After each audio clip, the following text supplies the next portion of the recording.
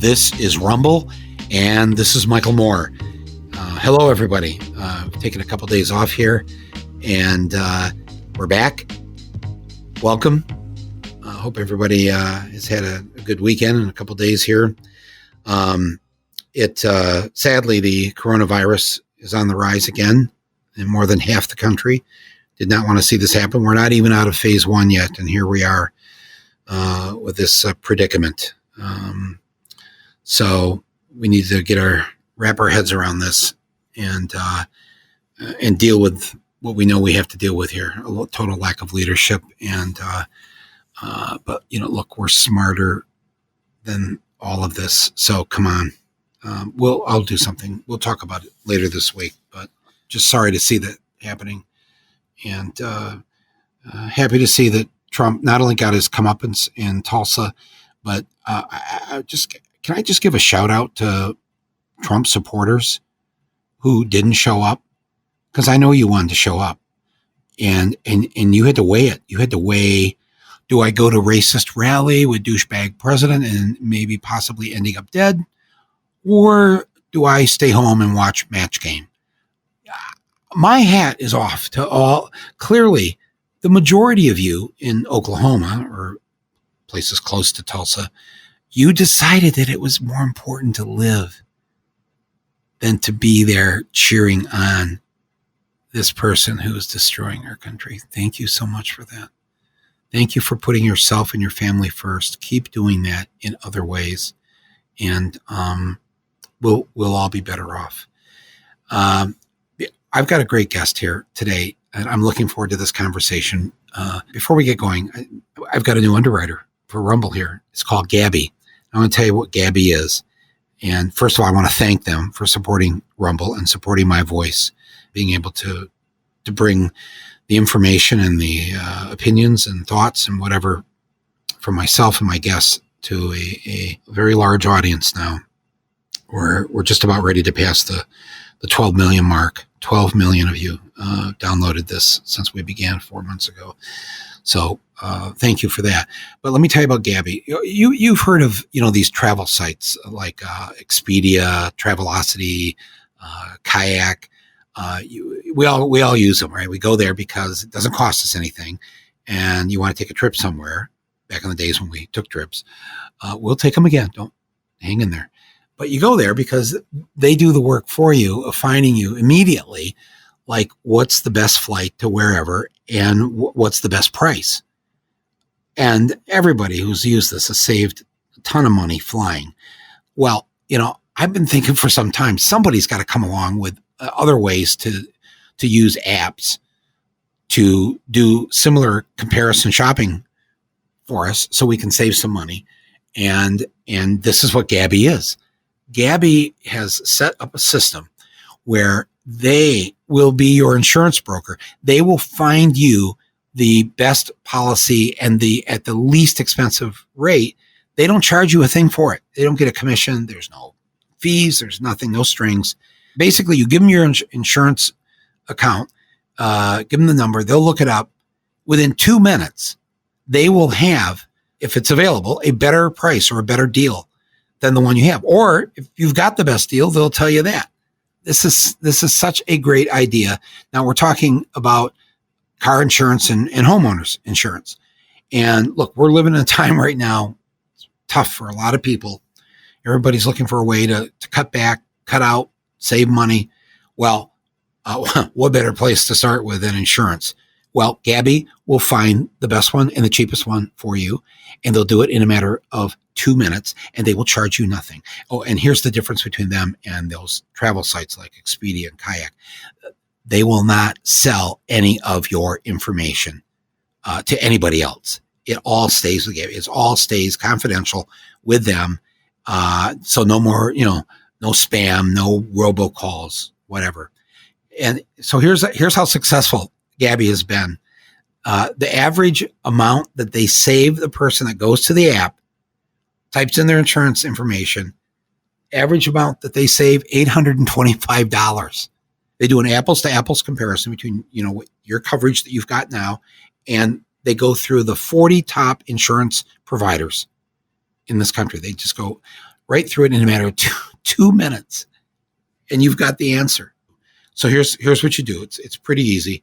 All you got to do right now is you just go to Gabi. By the way, let me spell out Gabi for you. It's Gabi. Gabi. Easy. Type in Gabi.com/Rumble, our podcast. All right, got that? So once again, it's Gabi, Gabi.com/Rumble. Boom. Thank you. Thank you to the people at Gabi for supporting this podcast and being our new underwriter. So we have with us today Dr. Steven Reisner. And Steve is a psychologist and psychoanalyst. He graduated from Princeton and got his PhD in psychology at Columbia University, taught at Columbia, taught at NYU, and also was part of the International Trauma Studies program at NYU. Steven Reisner is also amongst those of us who are familiar and worked for years fighting the Bush administration on not just the Iraq War, but also the torture programs instituted by Bush and Cheney and Rumsfeld and the others. And when it was revealed to the public that the Bush administration was using torture and using psychologists, hiring psychologists and psychiatrists to commit acts of torture on people who were being detained, not people who have been charged or tried, convicted or whatever, people that were being that were picked up and detained, whether it was Guantanamo or other black sites, and so Steve and some friends of his in the psychology community decided to fight the Bush administration and for a number of years to stop the torture using psychological torture. And Steve also, he ran actually for the presidency of the American Psychology Association a number of times in order to change the policy.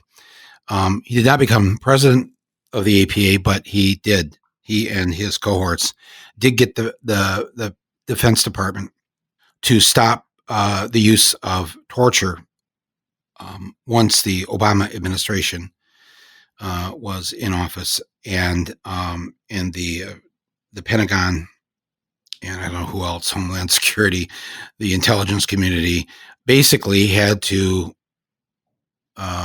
make a public declaration that they would no longer do this.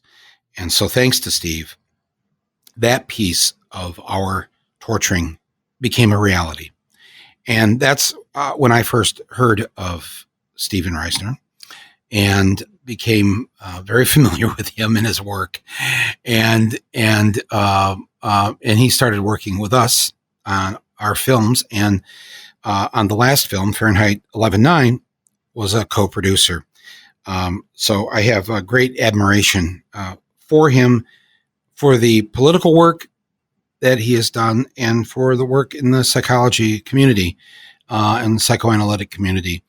And so I decided to have him on our show here today, our episode of Rumble, to talk about his new podcast that he started a couple months ago. And his podcast is called Madness. And I believe the tagline is a podcast on the intersection where psychology and politics meet. And I just thought that was such a great idea to do that, to take his sort of brilliant psychological work and combine it with his brilliant political work into a podcast. And I'll tell you more about we're going to talk about the podcast here. And I'll tell you more about it and where you can find it and how you can link to it right on my podcast site here. Because his most recent episode, it's only episode 6, but The others were great. This one blew my mind. And I said, it's too long. I've got to have you on my podcast and we've got to talk about that. And so here he is, straight from a small village in France. How many people, Steve, are in this village that you're in? We have a population of about 620, 630. Oh, I didn't know it was that large. So it was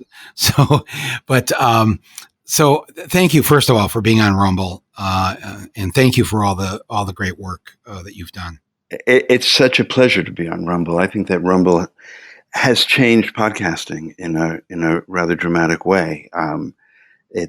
You're there on every important topic in a timely way, and then for the emergency topics, you're there in an immediate way, and it's been extraordinary to watch this develop. So thank you for having me on. Thank you for saying that. It's very kind. Explain to people what the concept is here, because I listen to a lot of podcasts and there isn't anything like this. So just explain madness to the people listening.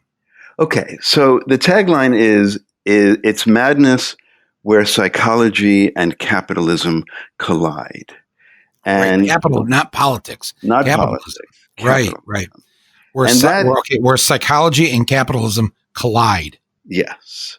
Right.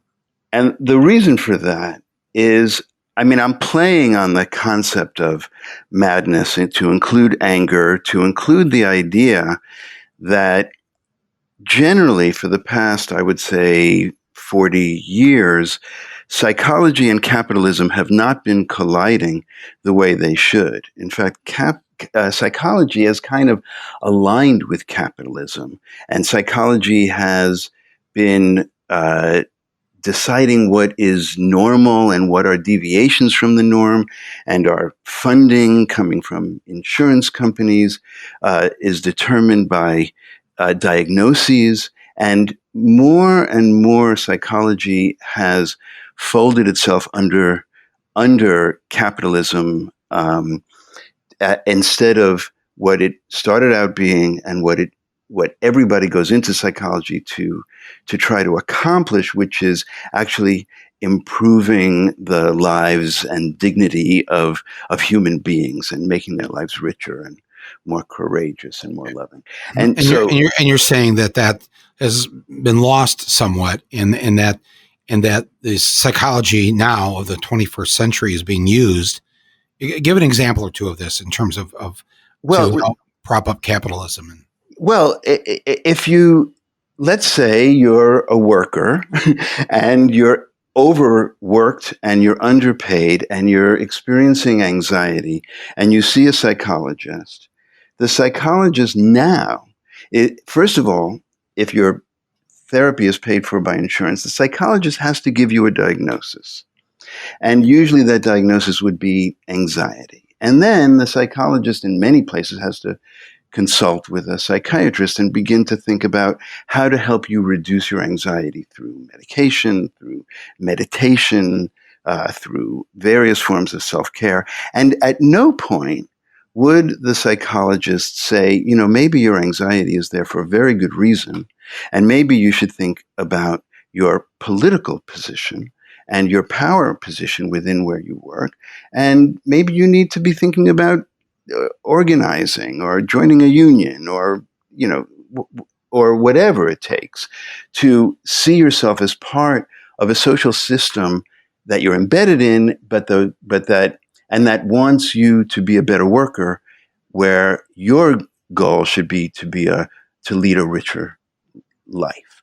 And so what you're saying is that anxiety is not necessarily a bad thing. It may be an important canary in the coal mine sort of thing, where it's there to kind of warn you, just like if you're hungry, your body says, please feed me, or you're thirsty, please give me a drink of water. Exactly. So anxiety, yes, anxiety could be called fear. Depression should be called sadness. If we use real language for these things, people stop feeling like they've got a pathology that they have to buy something to take care of.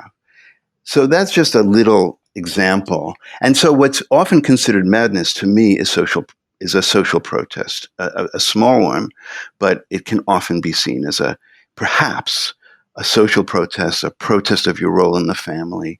And so I am trying to use my podcast to liberate madness. Liberate it in the sense that that madness can be our friend, or that madness can be our friend. That madness can be a source of energy to promote social change, to promote political awareness, and to rethink basic values.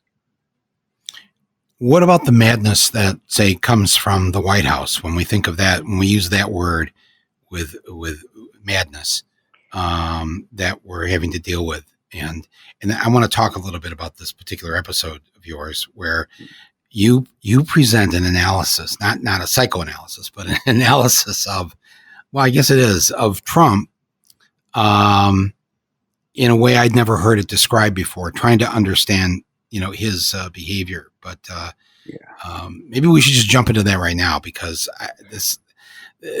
you explain that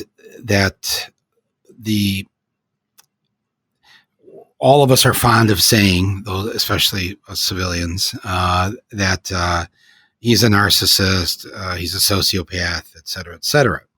But you take a different approach to this, and also you think it's too easy especially for shrinks who have been trying to psychoanalyze Trump from afar, to just say that there's a mental illness involved here, and that perhaps it's not quite right, and that's not quite how we should look at this, and that we need to possibly redefine how we are dealing with Trump's behavior, what we would call psychotic behavior. And in this podcast, actually, you give a definition of psychotic that is very kind and generous. Like, it's not like you explain how, like, if you're born with a psychosis, you're a child, you're on the playground, the other kids call you crazy, you are bullied, et cetera, et cetera. And so, but in fact, sometimes it's the crazy kids that grow up to be the geniuses. And the only way they're able really to be geniuses, especially as an adult, is that they've allowed their crazy to run free. And thus some of our great art, our great poetry, movies, science, technology, the genius things that have been invented in the last 50 years or whatever, have come from what, if they ever got diagnosed, right, or sent to some office and put on medication, we may never have had some of the great music of all time that has come from that. So I've just kind of opened the door here to this, but I would love for you to in that second part of this episode of Madness, where you get into this, and then you relate it to how we look at Trump. I'd just like to turn the microphone over to you here for a few minutes and explain this, because I just had never heard anybody organize some thinking about Trump in this sort of way. And it's all yours. Okay. So most of the time, as you said, people talk about Trump and they diagnose him as a narcissist or as a sociopath. And so narcissism and sociopathy are considered, as mental illnesses, and therefore we have to use whatever the amendment is to take Trump out of office because he's sick, he needs a psychiatrist, he's unfit for office.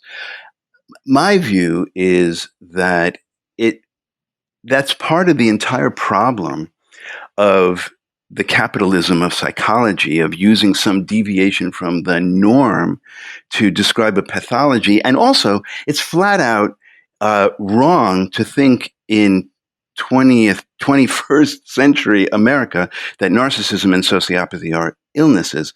In 21st century America, narcissism and sociopathy are strategies, and they're very successful strategies, especially in business and politics and entertainment, the areas that Trump excels in.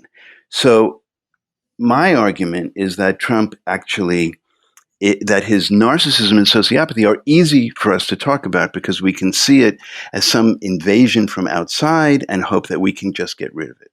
But in fact, Trump is such a representative of the corporatocracy illness that runs America. He just doesn't hide it. But I make another case, and I say that we focus on that because it's easier than focusing on what is really going on in Trump's psychology and the structure of his mind. And this is where I talk about psychotic thinking. And again, I'm not talking about psychotic thinking as if it's a mental illness, because in fact, it's a way that the mind is organized for better or for worse. And so psychotic thinking really is a difficulty in automatically holding on to social structures. That people who have that kind of thinking, they just don't automatically get what people mean by social norms, and they don't often they don't get metaphors so well, and they can be very concrete or they can be very loose because the structures don't hold.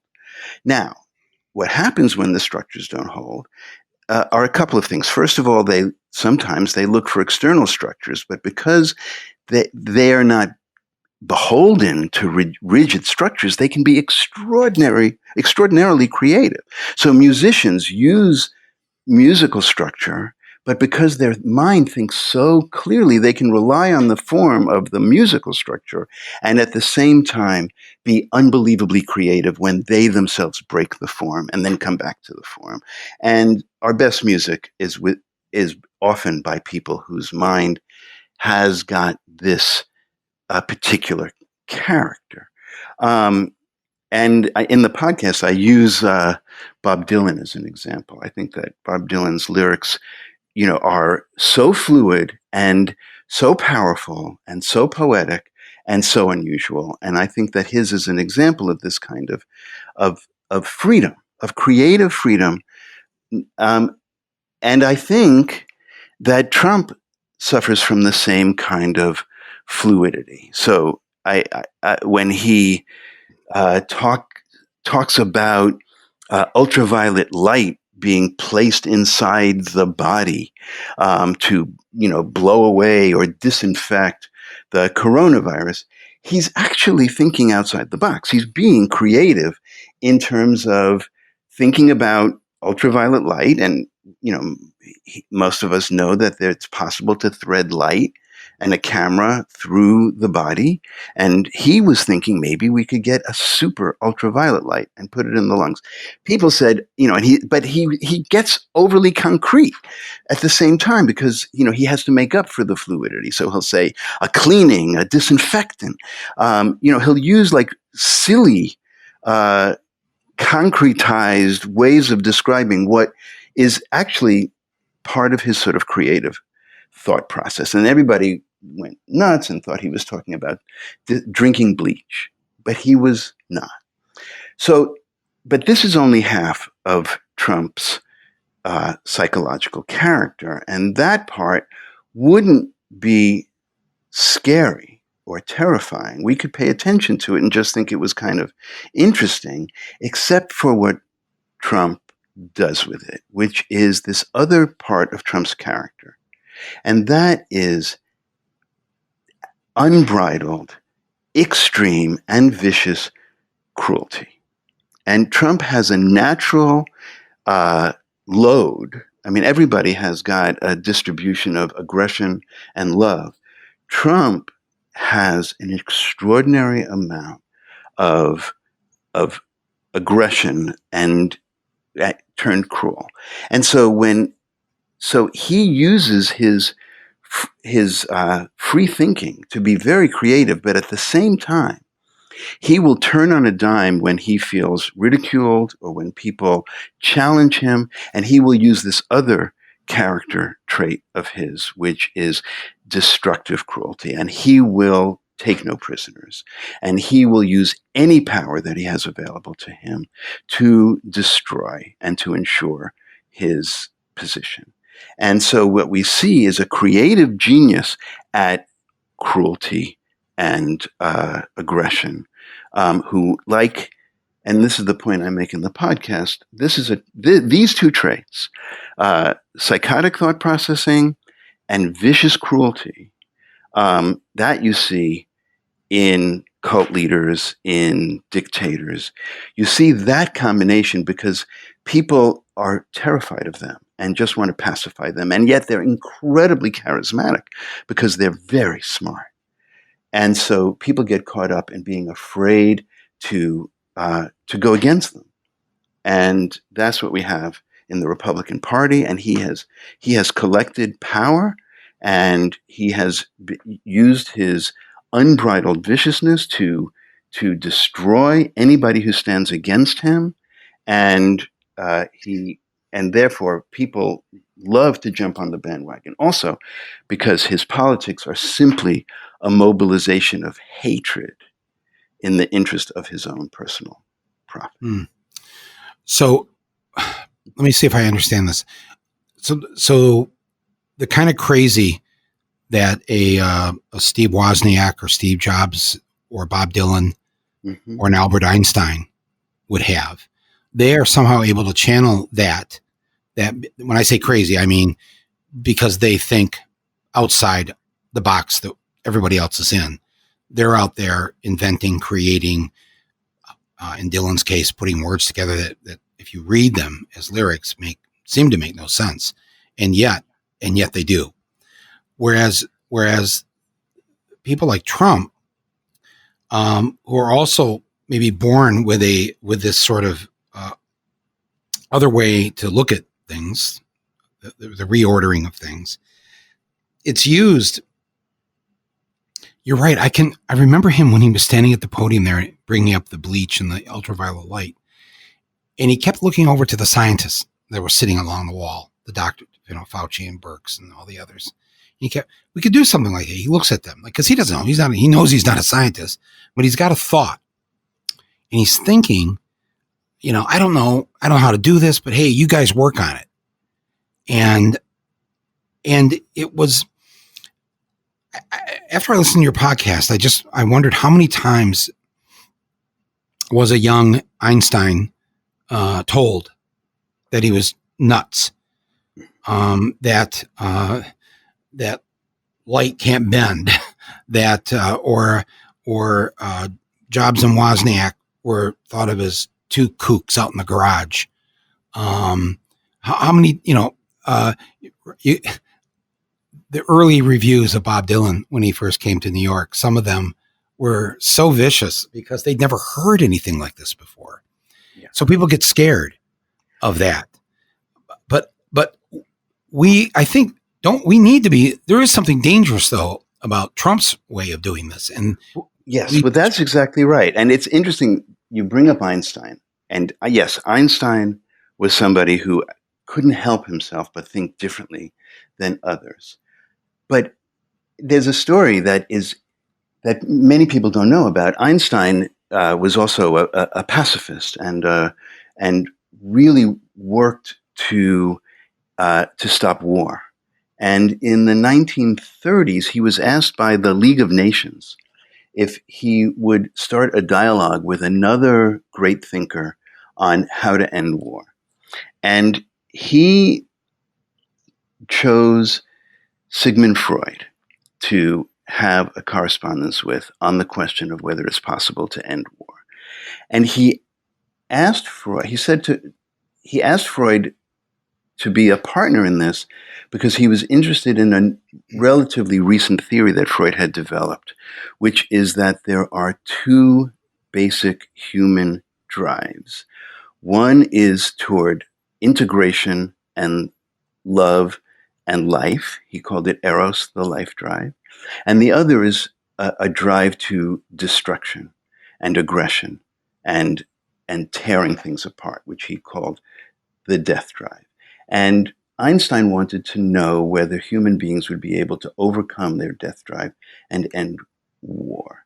And this story is, and Freud was, he wasn't optimistic. He wasn't pessimistic, but he wasn't optimistic. He believed these two forces were very evenly matched.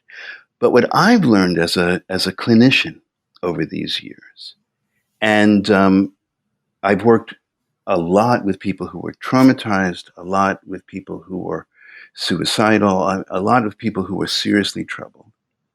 But what I have found, and all kinds of people, but what I have found is that Freud's view about the life drive and the death drive is true in individuals, except that some people have extraordinary amounts of life drive, of loving capacity, and their aim is to make a better world, and their aim is to bring people together in equality and justice.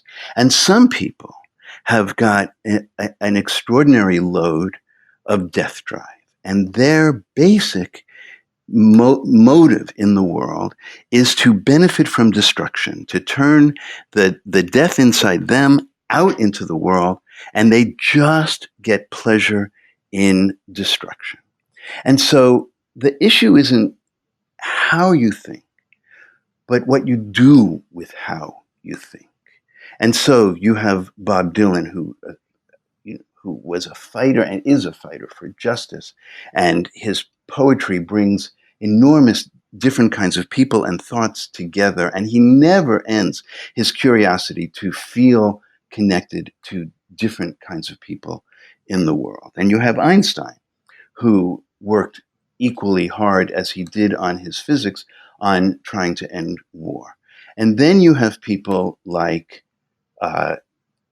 Hitler or Stalin or Jim Jones, or you also have somebody like Donald Trump, who is whose mind works faster than anybody else's, and who then uses his intelligence and his freedom of thought and uses the energy of aggression and hatred to mobilize that. And he doesn't do it to bring people together in justice and love. He does that to divide people in aggression and chaos for his own power. What was the Trump that we saw getting off the helicopter there last Saturday night when he came back from Tulsa? His tie undone, his whole demeanor, he looked awful. I don't know if you saw any video or a picture of that, but it was a Trump we hadn't seen. And I didn't know whether or not to feel victorious because he had been defeated by his own people in Oklahoma, who weighed the choice between going to his rally or possibly getting sick and dying, and they chose life over Trump. Or should I be, and all of us be, extremely worried with that look on his face, because he had been brought down, very publicly humiliated. And what reign of terror are we going to have to suffer through as a result of this? And it makes me wonder about these next 6 months. Should it get worse for him? Should he lose?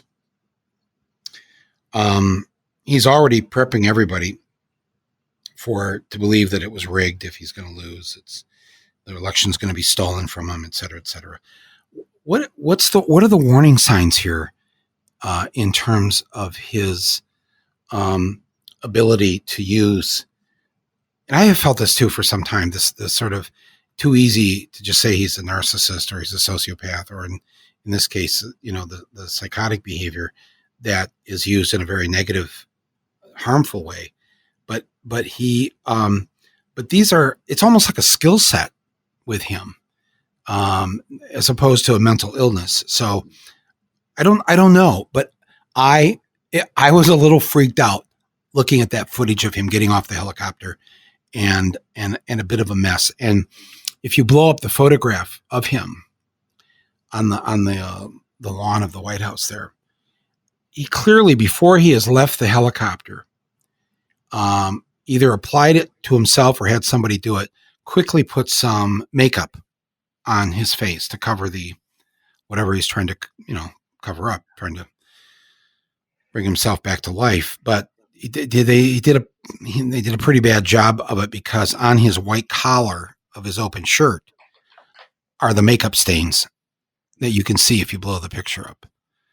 And I thought, wow, man, I can't wait to talk to Steve about this.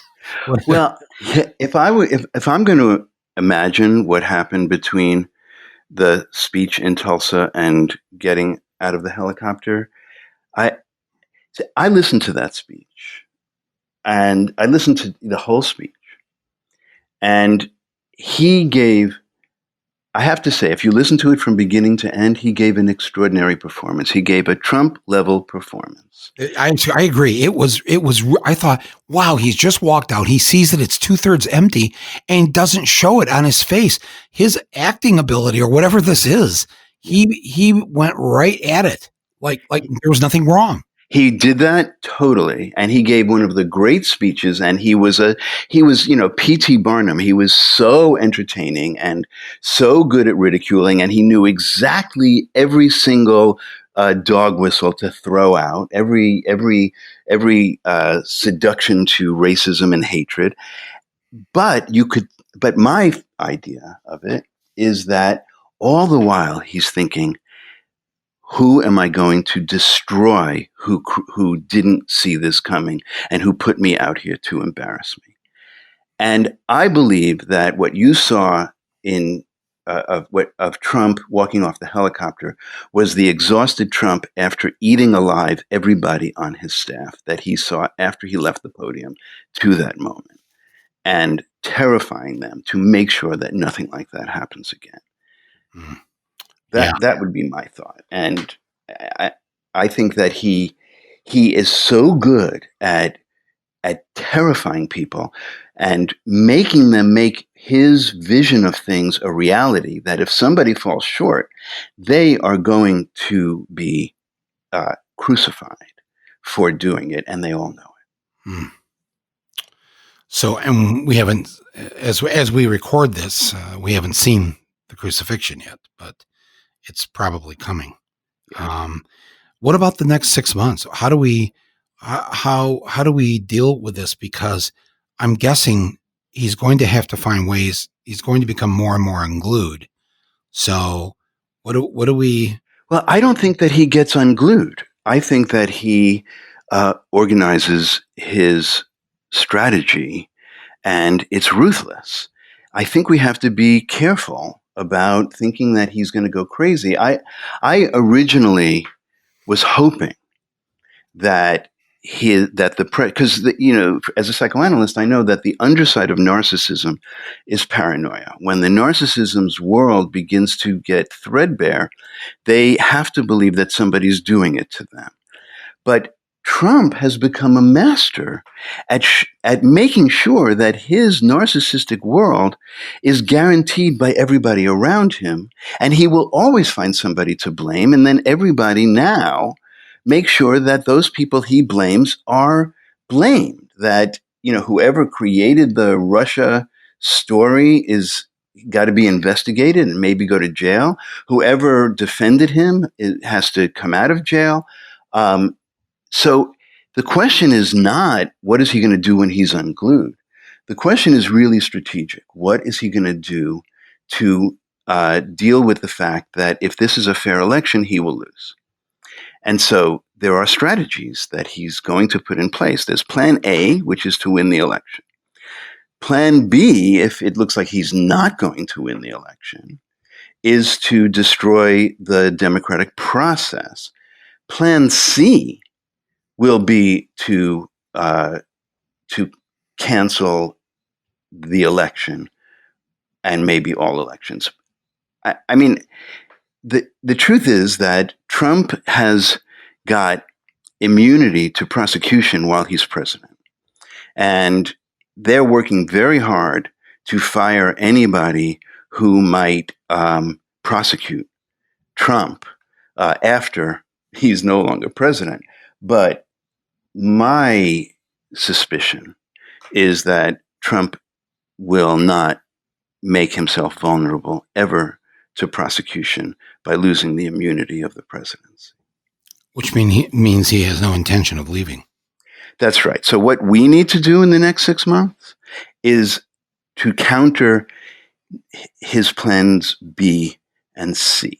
So there's plan A, which is the election itself, and we have to work very hard to make sure that he loses by a super landslide, because as you have put it many times, just Joe Biden winning by a landslide is not good enough given the Electoral College and given the Republicans gerrymandering and canceling voter by mail, et cetera, et cetera. So we have to win by a huge landslide. That's plan A. Plan B, we have to make sure that all the votes are counted, and however we need to do that. And plan C, we have to anticipate what national emergency he's going to call if he's in danger of losing the election, who in government and various agencies, whether it's intelligence agencies, the Justice Department, the police forces, the military, the National Guard, who might he call on, and how are we going to anticipate that so that he doesn't steal our democracy, which is equally as possible as him stealing the election. You mentioned in this episode of Madness that liberals share a certain responsibility here in what we're facing down, and in terms of how, again, as you bring up this intersection between capitalism and psychology, that a lot of liberals know, especially white people, know that they don't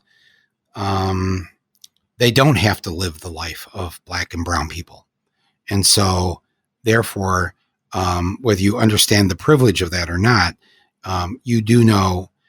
Well, I'll just let you explain it, because bringing up Freud's death wish, this sort of, and I don't know if I've heard you say this before or you said this in the podcast, but it's like a lot of white people will behave as if we're immortal, that life is just going to keep going on like this and blah blah blah. But when black and brown people are interviewed and discuss what their hopes and dreams are, they don't have any belief in the fact that they are somehow invincible and immortal here on Earth, and they are well aware of the danger that they're in just by the means of the skin that they're in. And maybe just explain that a little bit, because I found that discussion, that part of this podcast, really interesting in terms of the racial element of this, and and what gets in the way of liberals. Like, I've said, you've heard me say this many times, the majority of the people in this country take the liberal position on just about every political issue. And yet, conservatives, we'll call them, control the White House, the Senate, the Supreme Court, most of the governorships, most of the state houses. They, and of course the economy and everything else. They have such a grip on this, and yet they are the minority. Conservative, right-wing people are not the majority of this country.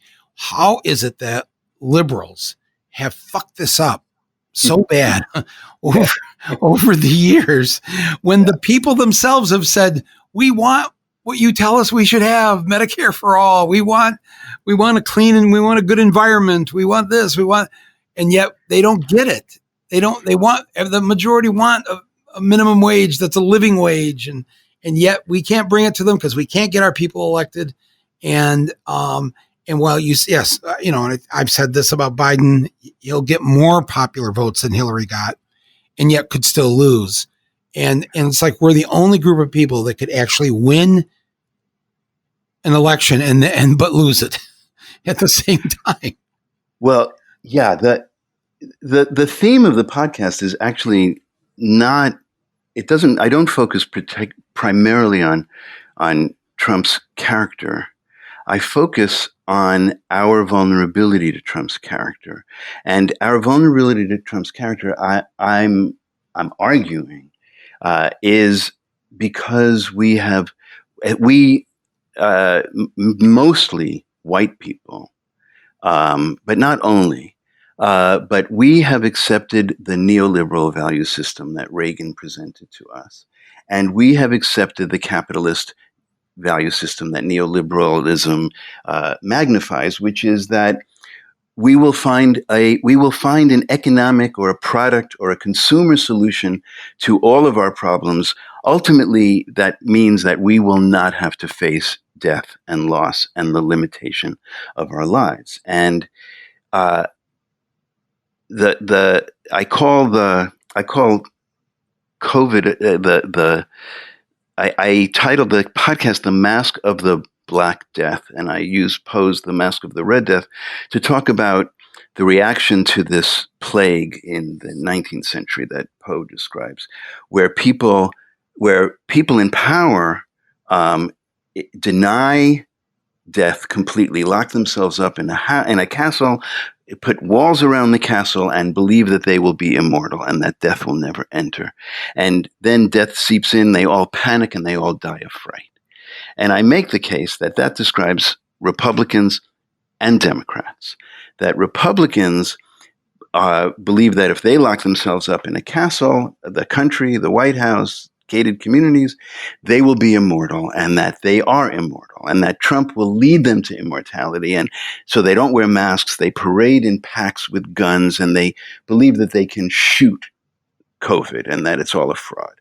Democrats, and this is to your point about why Democrats lose, Democrats have bought the same idea that consumerist America, that neoliberal America is a good, will save them, and so they don't worry about. They try to deal with their fear of death in a sort of similar way, but what ends up happening to Democrats is that they're scared all the time, and so they don't react to COVID like it's a hoax.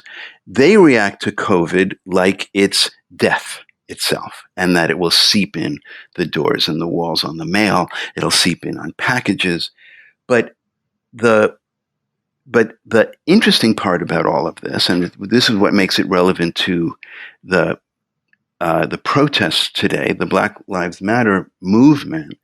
I quote James Baldwin when he says, "White people are afraid of Black people because white people don't believe in death, and Black people, the color of their skin, threatens their fantasy of immortality, that they see death when they see Black people." And I think you can see that both with the Republicans walking in the streets with guns to the protests, but you can also see it in the liberals holing up in their houses, being afraid of mail packages, looters, any basically essential workers who they're afraid are going to infect them. There's a covert racism that is true but manifests itself in different ways. But liberals claim to be allies, but on a psychological level have to contend with our fear of mortality and how that enacts itself in racist ways in our society. So I think about Baldwin. Baldwin went into exile in France. I've been reading a lot of Baldwin lately since I'm in France. And he writes that he fled New York because of the liberals, because the liberals just did not understand the Black experience, but they didn't understand their part in the Black experience. They didn't understand any of the issues, economic, and they just wanted international brotherhood, and they thought that being liberal would solve all the problems. And so he fled. He just could not stand it. And it's like Martin Luther King saying that moderates are the road to hell, in a sense. That moderates are a huge part of the problem, because they always want Black people to calm down and wait and follow the law, et cetera, et cetera. And so liberals, I'm going to include myself in the large, even though I consider myself a little bit more radical than liberal. I still think that I was raised with a kind of a liberal mindset that somehow we're the good ones, and why is everybody mad at me?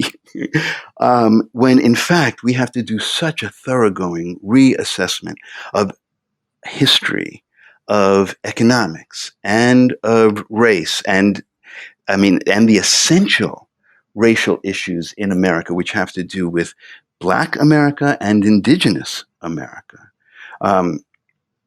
I've been looking at the statistics, and Black Americans are dying of COVID at 2.5 times the rate of white Americans, and Indigenous Americans are dying at like double the rate of Black Americans.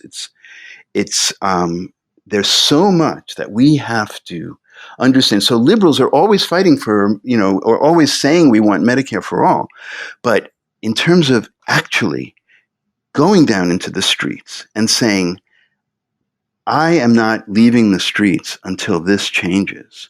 I am not leaving the streets until there is healthcare and housing and employment and distribution of wealth. I am not leaving the streets until that happens. We have instead holed up in our homes and, called it self-isolation or curfew. Mm. And the banging of the pots and the pans and the whistling at 7:00 every night. Yeah.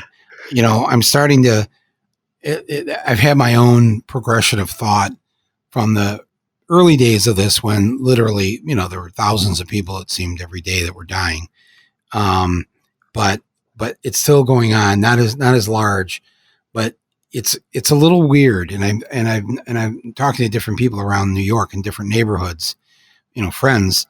Depending on the neighborhood, it's either completely died off now or it's still going on. And it seemed like the nicer the neighborhood, the more it was still going on.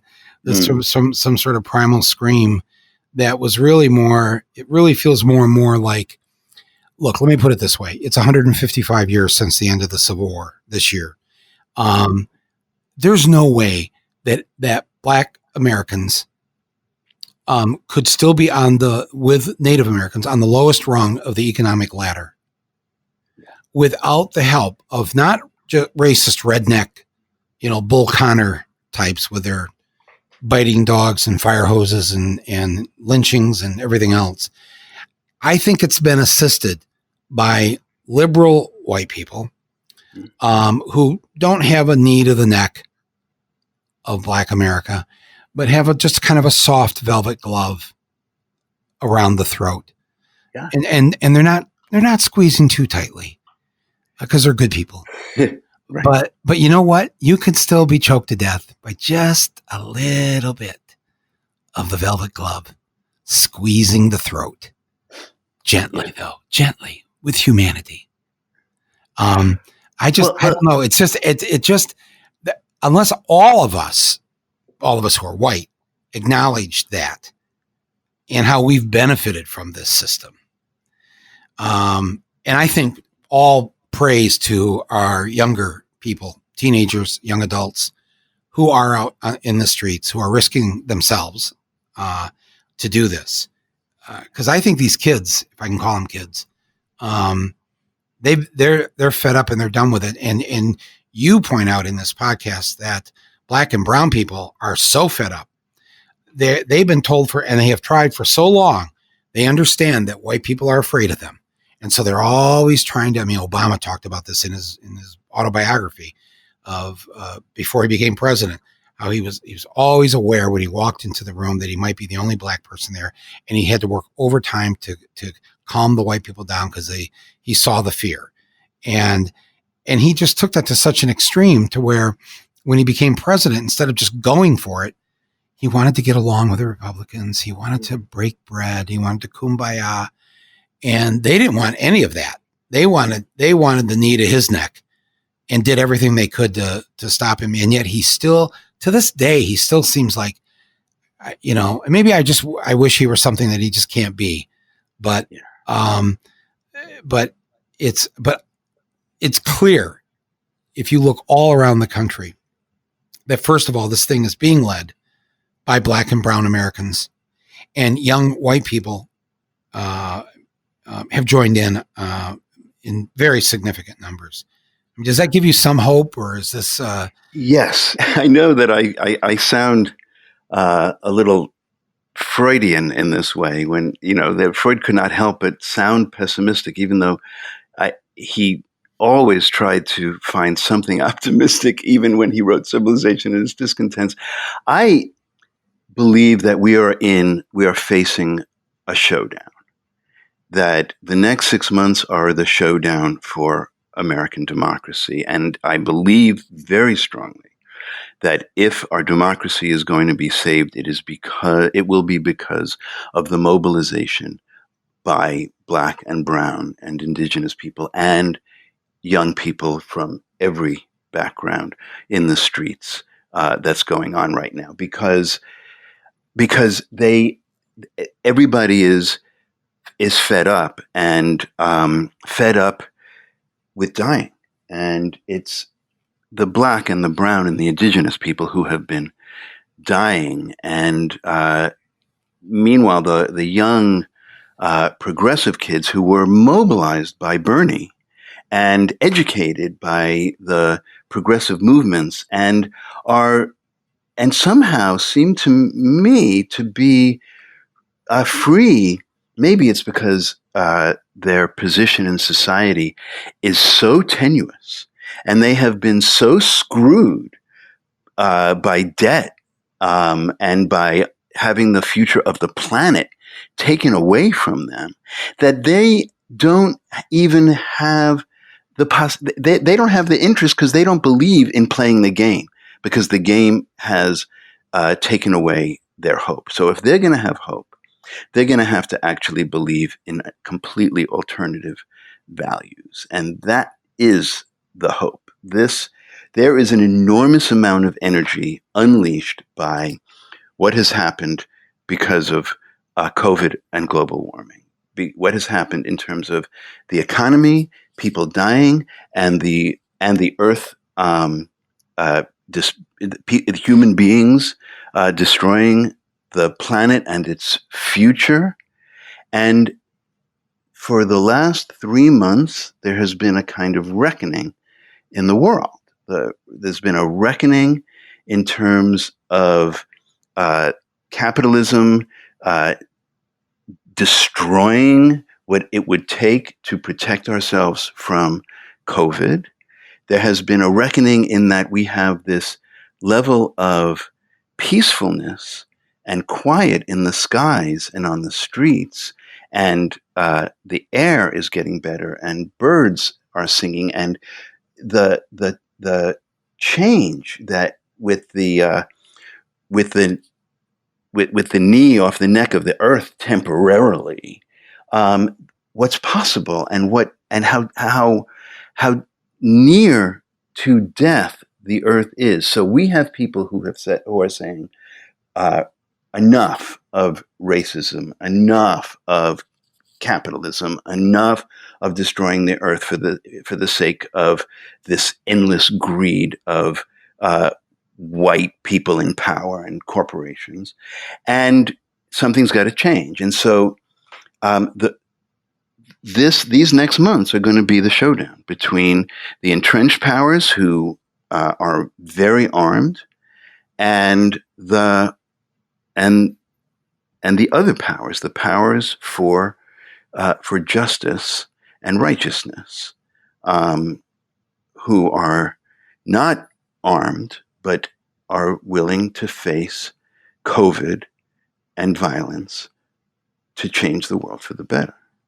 There was a disturbing article the other day. I don't know if I read it. It was in the Wall Street Journal or wherever, but basically it said that Wall Street, corporate America, has realized that, well, they don't want to go down the drain with Trump.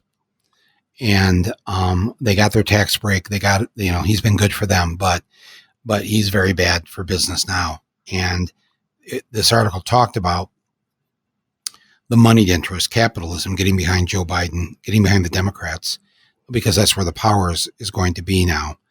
And of course they have to whip the Democrats and Biden into shape, because they just can't have any Biden.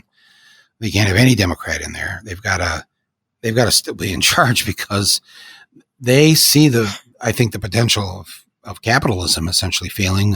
A whole younger generation now has been raised. All the polls show, when they ask people under the age of 35, do you prefer capitalism or socialism? And at least a plurality, if not a majority, now all say, well, they prefer socialism. They hate capitalism.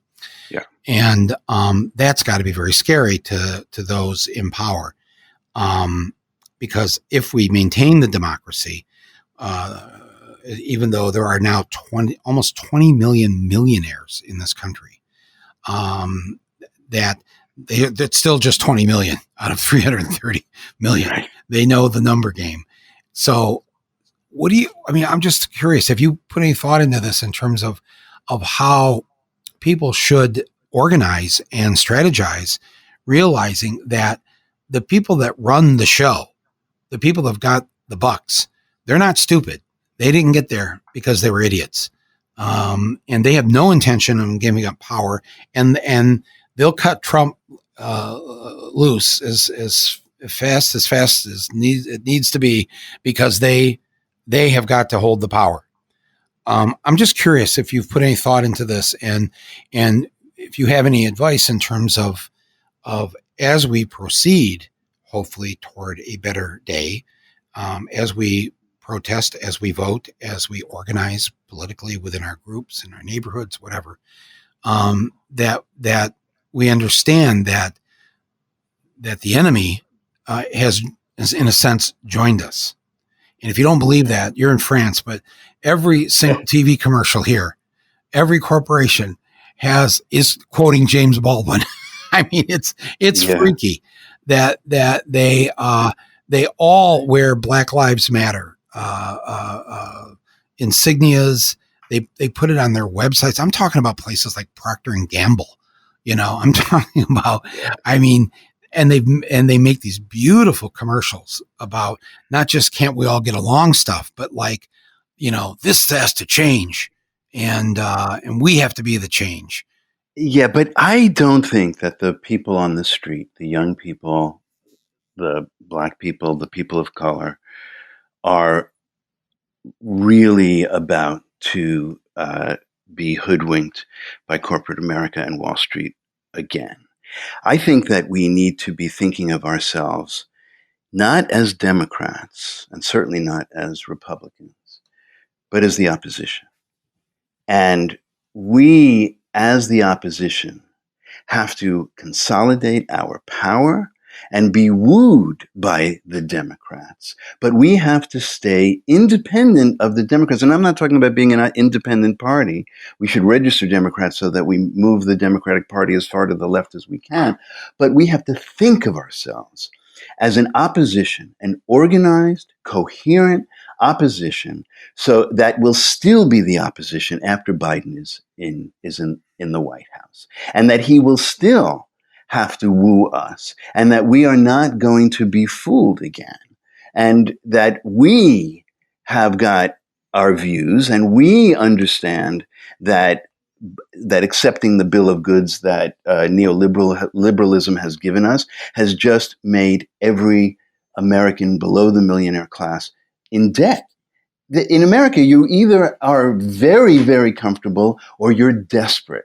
And 50% of the country is desperate, and a higher percentage of young people are desperate, and certainly people of color and Black people and indigenous people. So our job is to consolidate an opposition mentality that has got a socialist ideology, that has a Medicare for all platform, that it has a Green New Deal platform, that cares about what we value because we value the future for young people and for everybody, and we value justice. So our job is not to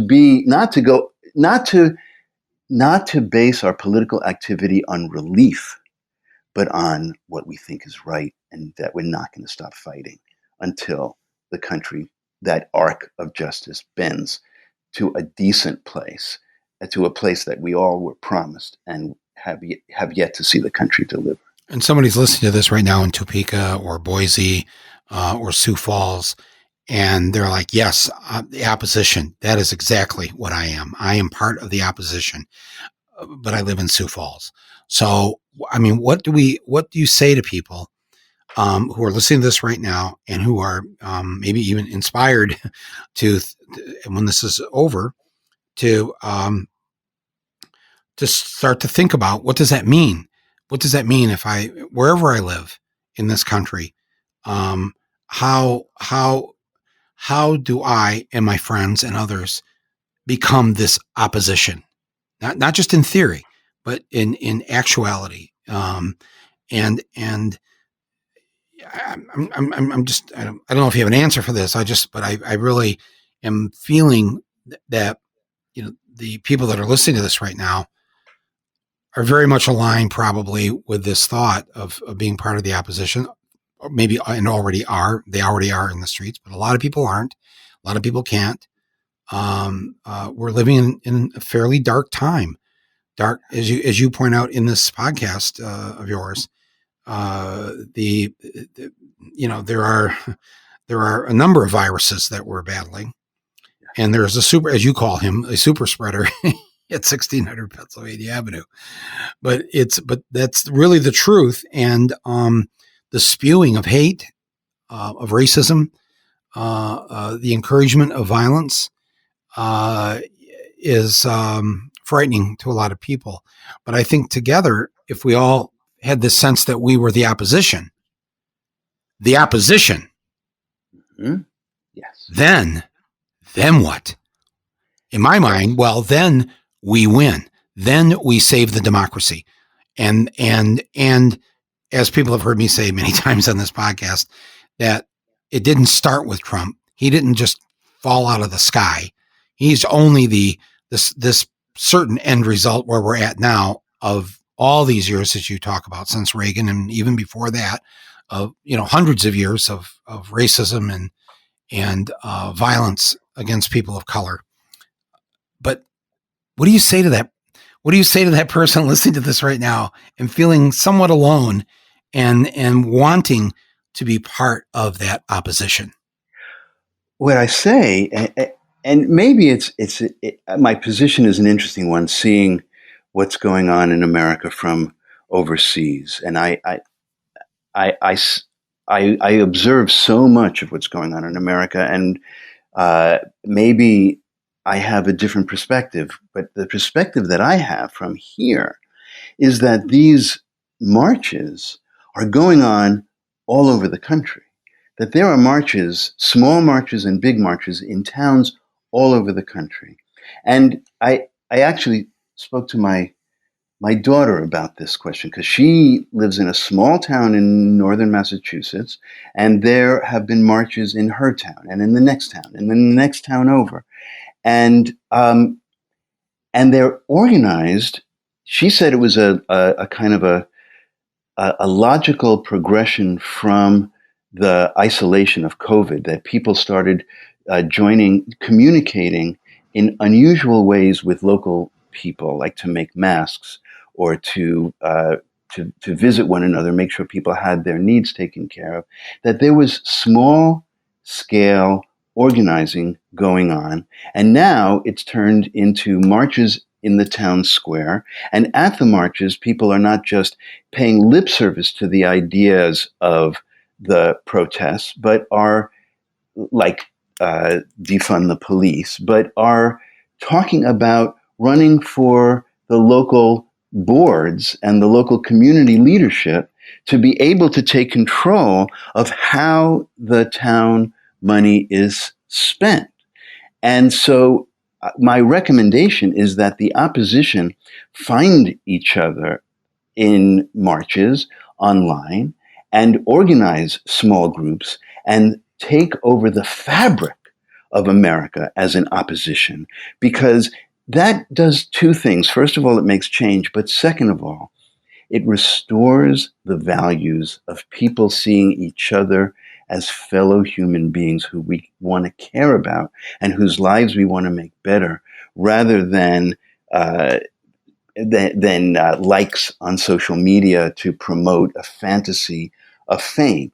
Really, our job is, and it would be a wonderfully ironic result in the face of isolation, that people come out of their isolation and they appreciate the change in the climate from our having less destructive impulses and are giving up all that destroys the environment, or caring for the environment, but more so caring for our neighbors in our community and taking our views, the views that the majority of Americans hold, and implementing them on behalf of one another in our town. Mm. Wow, that is true. I get so much mail from people in small towns, and they've been having demonstrations. Maybe it's 50 people, maybe it's 100. In the small town where I live in northern Michigan, there's like 15,000 year-round residents there in the town. The first, they had a Black Lives, I mean, there's very few black people live in northern Michigan. They had a Black Lives Matter rally attended mostly by white people, but there were 2,000 people that showed up and I mean, they came from elsewhere around northern Michigan, but within the city limits, there's only a population of 15,000. There were 2,000 people there. It was like, wow. Yeah. And don't you think that's really where the opposition is going to come from? Yes, I think it is. And I think it's going to be people that haven't been involved before. In fact, I think we need that. I think we need new blood. I think we need a fresh, we need some new voices, new people who have say, well, I've never been involved, or, I'm not like these other people. They've been in this group for 20 years. We're not okay. Yes, but we didn't succeed so far. The everything since Reagan got elected has been to beat us into a worse place. So, if you're listening to this and you haven't been involved, we need you. I guess that's what I'm trying to say. Need you badly. We need your ideas and your opposition. I think that's so critical. And I know we started talking about psychology and the intersection with capitalism, but this is what's so great about your podcast, is that you actually have real ideas for people. This isn't just theory. We're not just yakking about, some thinking that's up there somewhere in the clouds. That you would take your training, your years of experience of doing this, and combine it with your political history and your economic analysis of the economic system that we have that does so much harm and damage to ourselves and to the world. I think it's a very powerful thing to listen to, Steve. And I personally have really enjoyed it, and I want people to listen to this too. It's an irregular. You don't come out like once a week or Monday, Wednesday, Friday, or anything like that. It's an occasional podcast that you post.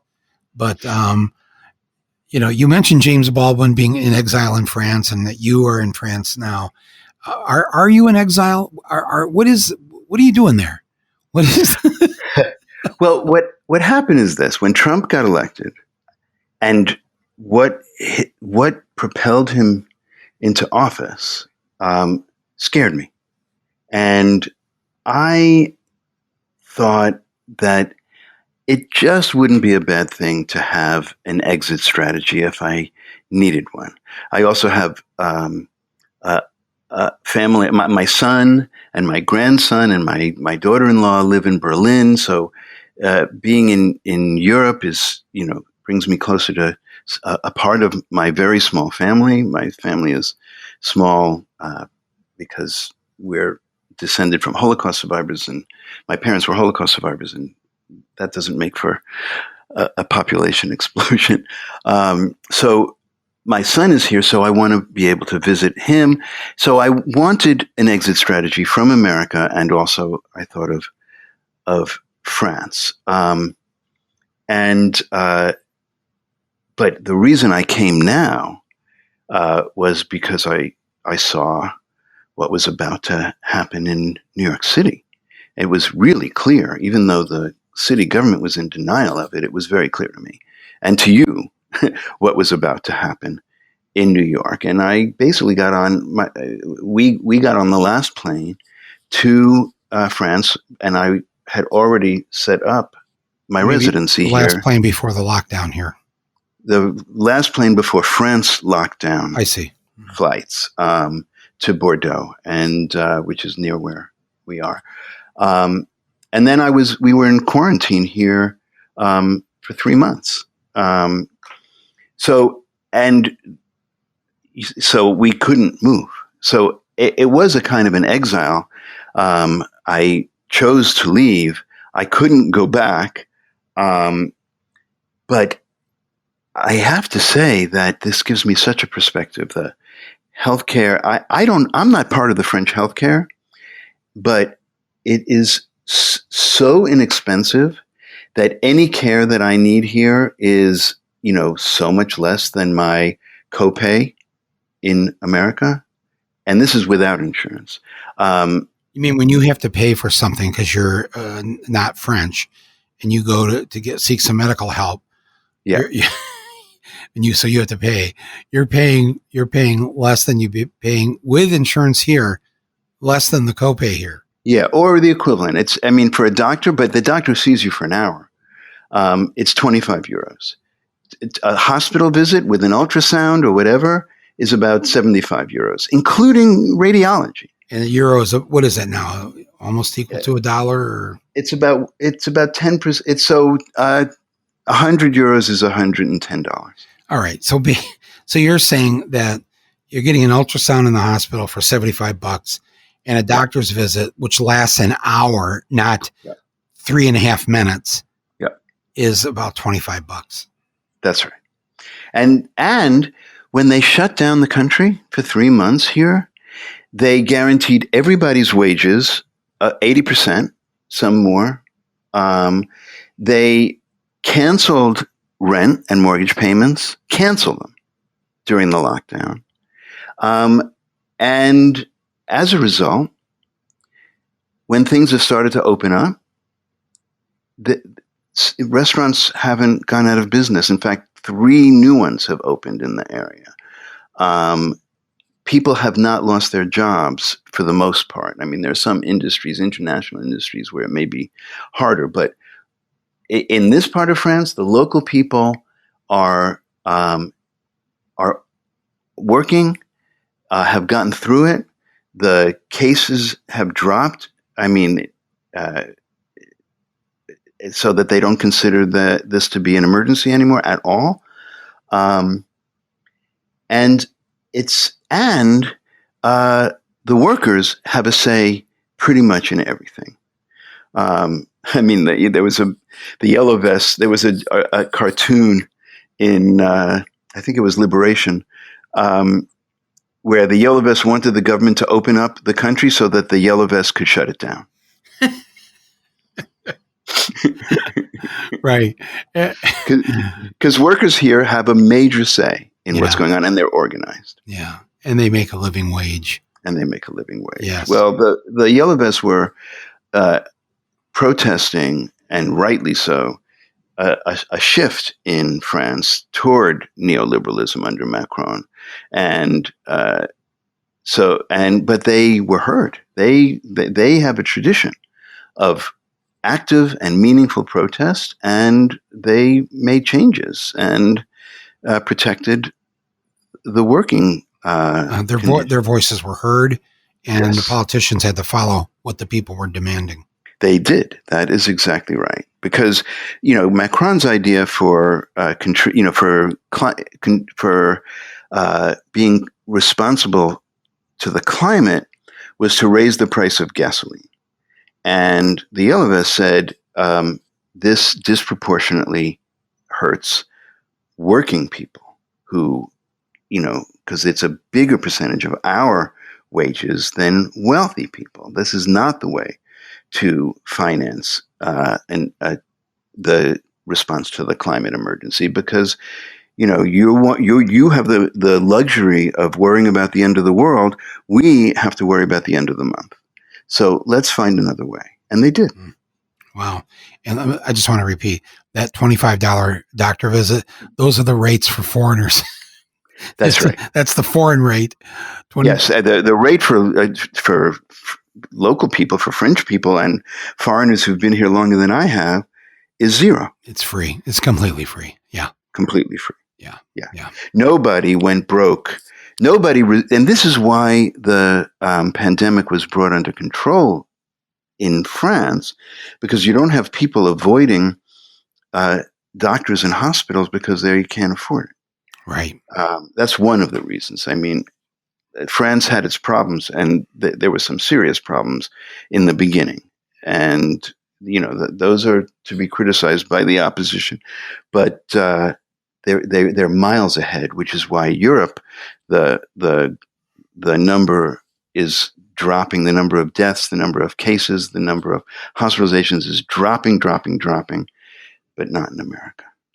We're near the end of this episode. I'm just wondering, before we close, if there's anything else that you'd like to add, maybe something I forgot to bring up or didn't cover here, that you'd like to, just in terms of your own thinking in the past few weeks, that you'd like to say to your fellow Americans. Of course, there are people all over the world listening to this podcast, but specifically to our fellow Americans who want to come out on the other end of what we're living through, whether it be COVID or Trump or capitalism or whatever.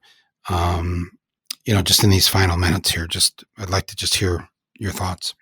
Well, I would say, I think we have to say something about looting and violence. Oh, yes.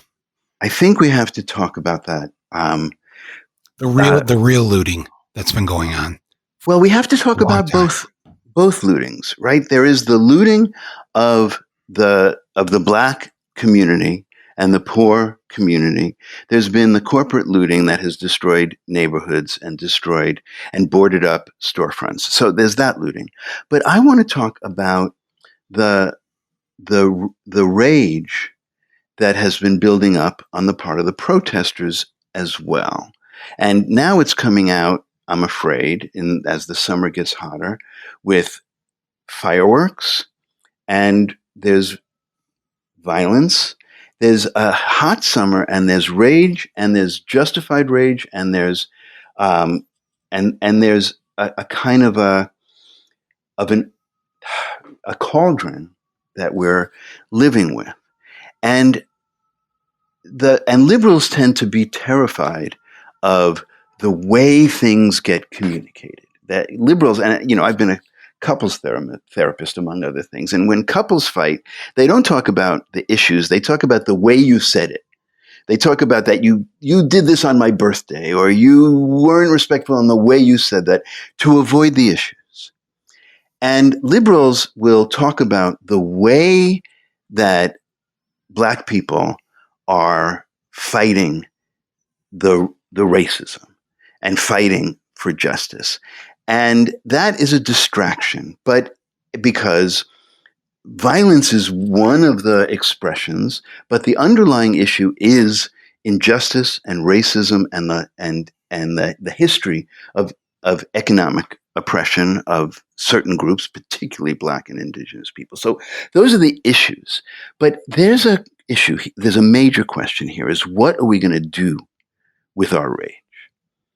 And how are we going to guide and funnel the rage. And I'm not going to say, oh, everybody's got to be, act in nonviolent ways because you don't want to offend anybody. That's not what I'm saying. What I'm saying is that we have to look at this as a huge resource. This level of rage, look, there would be all of the laws that are being changed around the country.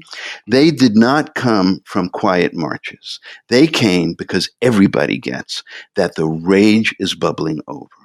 And rage is a fuel, and it can fuel social transformation if we know how to use it and we improve the machine that is propelled, the opposition machine that is propelled by that rage.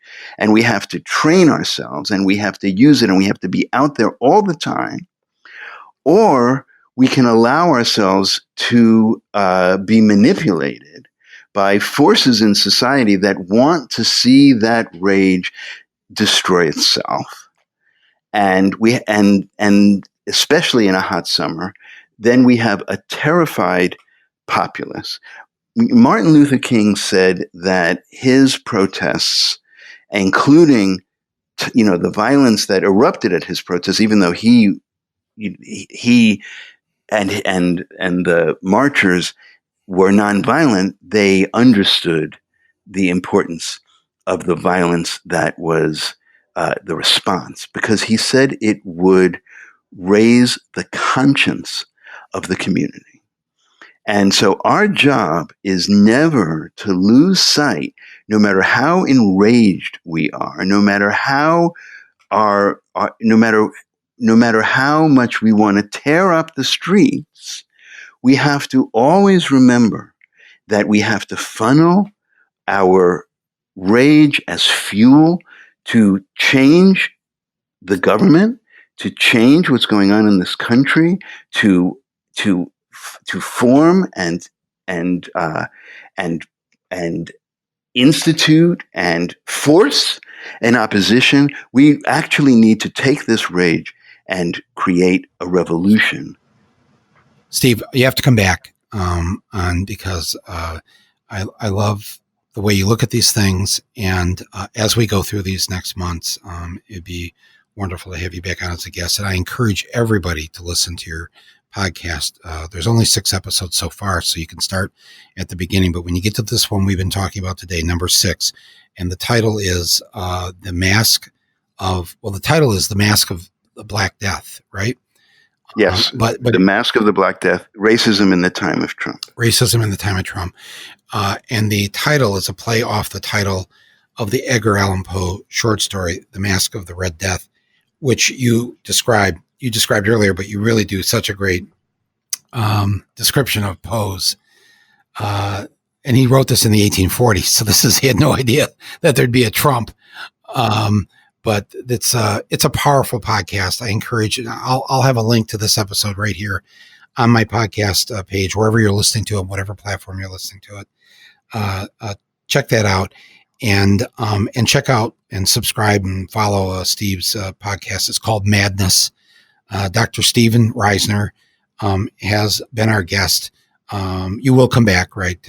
We really appreciate it. Yes, I'd be happy to. This has been sort of a profound pleasure, because talking to you, I feel, even though you sometimes speak without hope, it makes me feel hopeful, and it makes me think differently. It opens my thinking, so it's a real pleasure. Thank you. Thanks for saying that, and I'm going to go step out of our podcast studio here.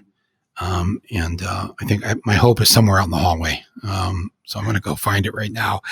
But no, I mean, seriously, everybody, I'm just being honest. And I know all of you out there have been feeling similar thoughts. Being locked inside for so long has not helped. I really think I've got to just throw caution to the wind here and go outside. And be around some people with proper distancing and a face mask and a little bottle of Purell with me. Is this the way we're going to have to live our lives? But thank you, Steve Reisner. Thank you, everybody listening to this. Thank you to our executive producer, Basil Hamden, to our sound engineer and editor, Nick Quaz, and we will talk to you again in a few days. Thanks, everybody. Take care. Be well.